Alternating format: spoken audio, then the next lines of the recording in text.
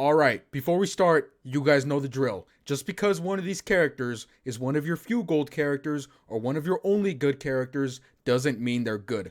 Alright? Alright. I also want to say that for maybe number 5, number 4, and maybe number 3, I could definitely find worse characters in the game. But today, we're just going to be looking at might characters. With that being said, I hope you guys have a nice day. Stay safe and stay clean. I really appreciate all the support you guys show me. I say it every day because I love you guys every single day. Let's start the video.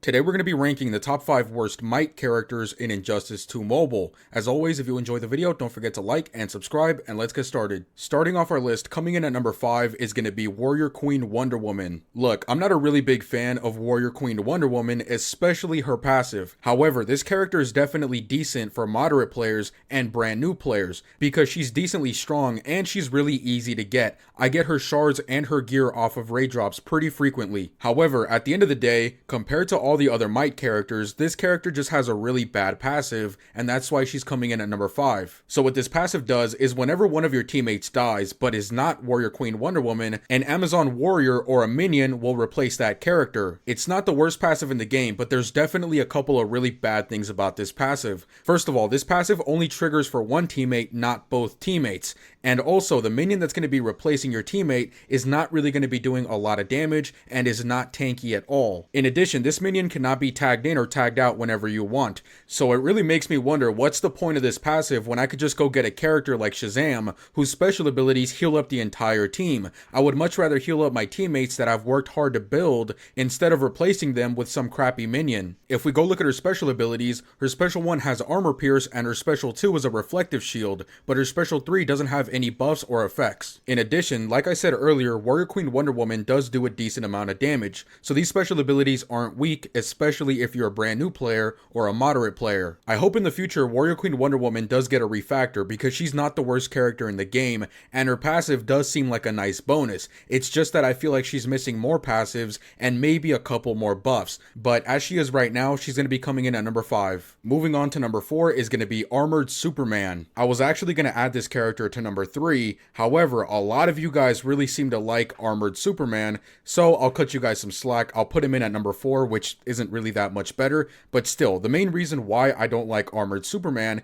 is because he's a tank. He's a good quote-unquote tank, and even though I've said it a million times, I'll say it again because it's the truth. You can make every single character in this game a good tank. All you need to do is max out their defense and get a lot of health, but I think the reason why a lot of you guys really like Armored Superman is because he's pretty good, or should I say decent, for beginner players and for moderate players. But at the end of the day, once you start getting more support characters, you're just going to naturally build them as a tank, and when you do, Armored Superman doesn't really serve a purpose anymore. If we go look at his passives, the first part of his passive makes it so that the first special ability that Armored Superman is going to take is not going to do any damage to him at all, and the second part of his passive gives defense to the entire team. And if we go look at his special abilities, his special 1 does dot damage, but it's a hazard, and his special 2 has a reflective shield, and his special 3 doesn't have any buffs or effects. If you want to get Armored Superman, you can get his shards and gear off of achievements. However, you can also get his gears off of raid drops, and I also believe his shards drop in raid drops as well, because I have like 1,000 extra shards. I will acknowledge the fact that a lot of you guys are probably going to build Armored Superman to be your first really good tank.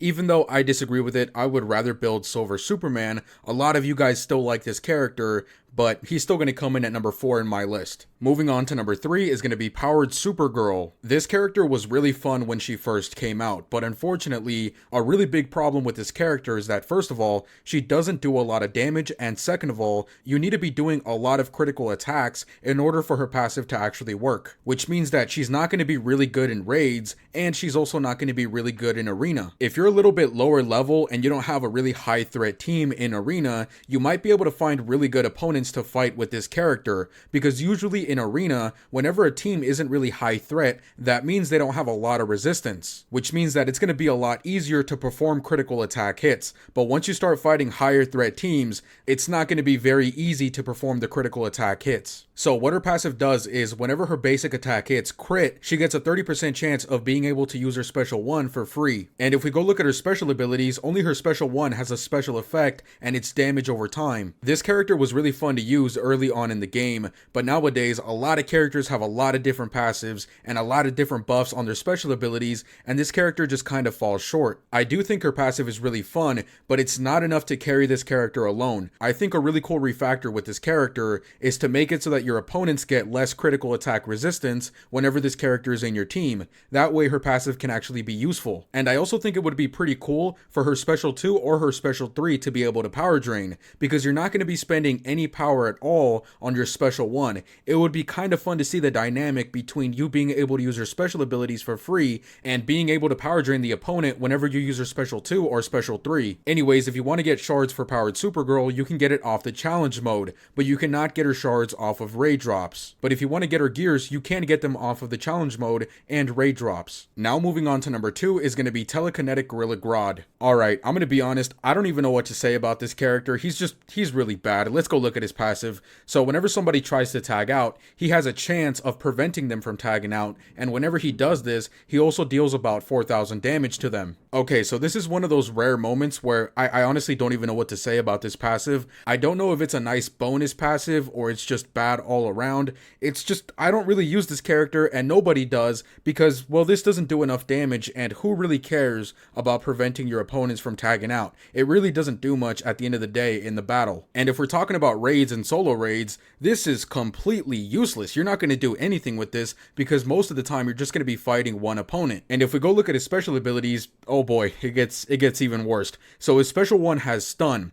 And a lot of you guys know why I don't like stun. It's really unreliable, and in arena, a lot of people have so much resistance that stun just doesn't really matter anymore. His special 2 has a reflective shield. Now, a lot of people really like reflective shields, but I think we can all agree that there is way better characters out there that still have reflective shields that also have better special abilities and better passives. And finally, his special 3 doesn't have any buffs or effects, and also none of his special abilities do a good amount of damage in raids or solo raids. So even if his passive is really bad, it honestly doesn't really matter because his special abilities are also bad. And if for some reason you want to get this character, you can get his shards off of the campaign, and he might or might not drop off of raid drops. To be honest, I feel like every single time if I do get his shards off of raid drops, my brain just kind of turns off and I don't really care, but you can get his gear off of raid drops. But if you thought it couldn't get worse, now we're going to move on to number 1, which is going to be Enraged BANE. Look, I just want to say, whenever I get mad,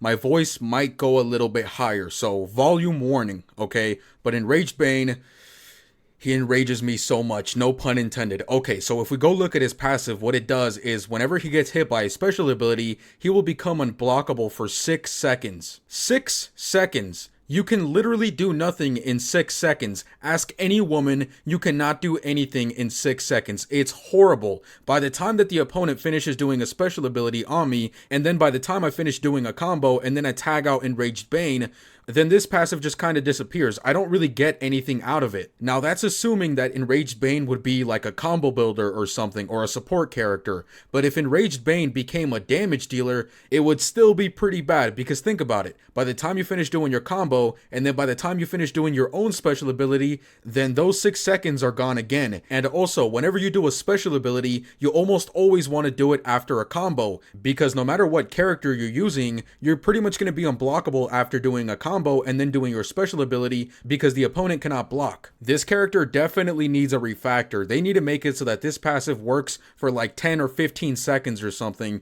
because 6 seconds is nothing. And if we go look at his special abilities, it's equally bad, because there's no buffs, no bonuses, no effects, nothing. If you want to get shards for Enraged BANE, figure it out, because I'm done talking about this character. Anyways guys, with all that being said, I hope you guys have a nice day, stay safe and stay clean, and I'll see you guys later.